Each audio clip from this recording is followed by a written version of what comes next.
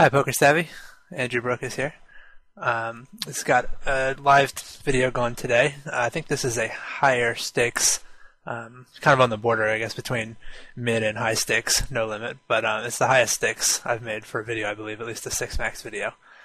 So I'm going to be playing two tables of 5-10. This table on the left is actually pretty bad. I'm going to switch out in a second after the blinds come past me. I'm getting ready to keep a second game going in reserve here. So as I was saying, this is going to be a live 6 max video with just featuring two tables of 5-10.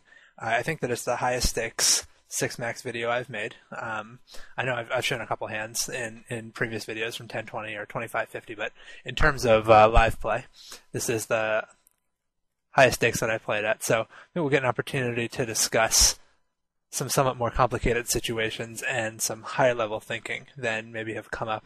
I know in some previous videos I've talked about just kind of assuming that my opponents didn't necessarily know what they were doing, or here's what I'm going to do because this opponent doesn't seem very good to me, or I'm assuming he's not going to be capable of such and such a thing. So this video, I think we're going to encounter more people where we can't make those kinds of assumptions, where we can't say, we'll assume this opponent isn't capable of bluff raising the turn, or this opponent is not capable of 4-betting with air.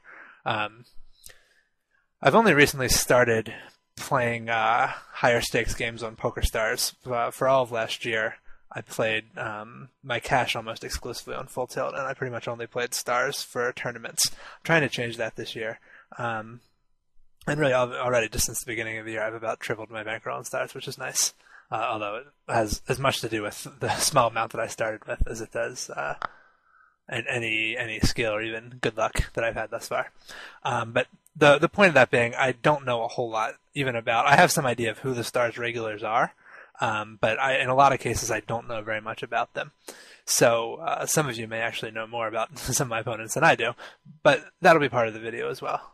Is my kind of having to figure these guys out, which is going to be a little trickier than figuring out unknowns at the 2-4 no limit tables on Cake Poker, for instance.